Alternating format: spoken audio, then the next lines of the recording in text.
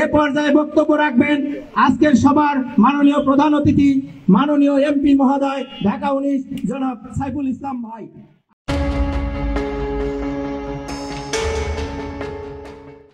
সাভারের পাথালিয়া ইউনিয়ন আওয়ামী লীগের সভাপতি ও ঢাকা 19 আসনের সংসদ সদস্য সাইফুল ইসলামের বিভিন্ন অনুষ্ঠানে এভাবেই অংশগ্রহণ করতেন জাতীয় গার্মেন্টস শ্রমিক ফেডারেশনের সাবেক সাংগঠনিক সম্পাদক মোহাম্মদ ফরিদুল ইসলাম। সম্প্রতি তাকে স্থায়ীভাবে বহিষ্কার করেছে ফেডারেশনের কেন্দ্রীয় কমিটি।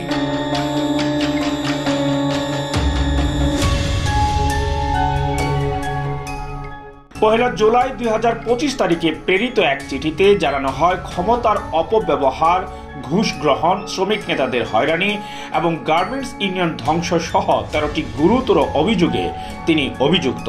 তদন্তে অভিযোগের সত্যতা প্রমাণিত হলে কেন্দ্রীয় কমিটির সভায় সর্বসম্মতিক্রমে তাকে বহিষ্কারের সিদ্ধান্ত নেওয়া হয়।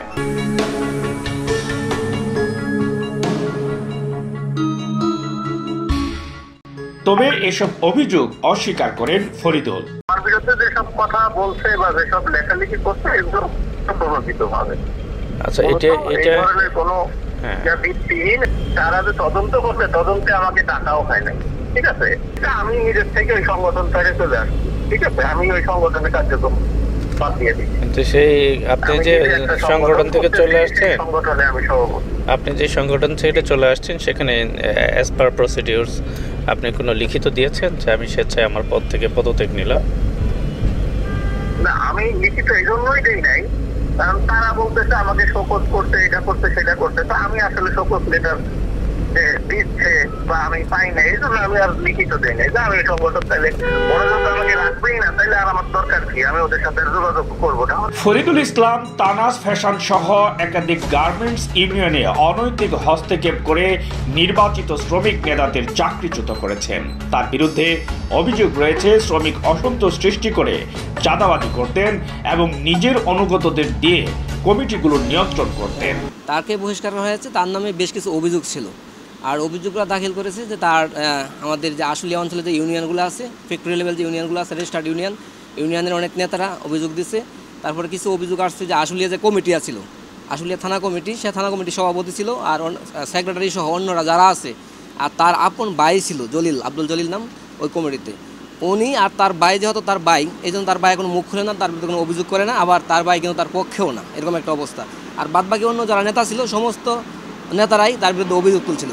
আশুলিয়া থানা এলাকা জুড়ে জমি দখল, মিথ্যা মামলায় শ্রমিকদের হয়রানি এবং রাজনৈতিক প্রভাব খাটিয়ে অবৈধ সম্পদের অর্জনের অভিযোগ রয়েছে তার বিরুদ্ধে।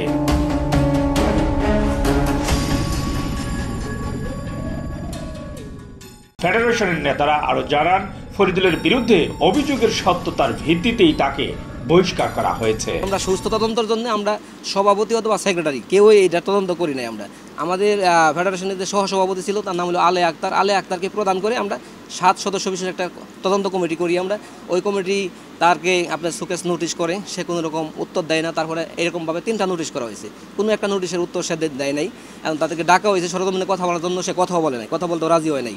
সব কিছুর পরে আর কি ওই কমিটি যাচাই বাছাই করে হাইরে দেখছি যে এইগুলা যে অভিযোগগুলো আসলো 13টা অভিযোগ সবগুলাই সত্য, এমনকি আরও নতুন কিছু অভিযোগ পাওয়া গেছে। তারপরে আপনার ওই কমিটি একটা কেন্দ্রীয় কমিটির মিটিংয়ের মাধ্যমে একটা তার ওই রিপোর্টটা দাখিল করে আমরা কেন্দ্রীয় কমিটির মধ্যে বিস্তারিত আলাপ আলোচনা শেষে সবার মতামতের ভিত্তিতে তাকে চূড়ান্তভাবে বহিষ্কার করা হয়েছে। সব মিলিয়ে প্রশ্ন উঠছে, ফেডারেশন থেকে বহিষ্কার হওয়া এই ব্যক্তি কিভাবে এখনো এলাকায় প্রভাব বিস্তার করে যাচ্ছেন, যেখানে আওয়ামী লীগের সকল নেতা কর্মীরা গা ঢাকা দিয়ে রয়েছেন।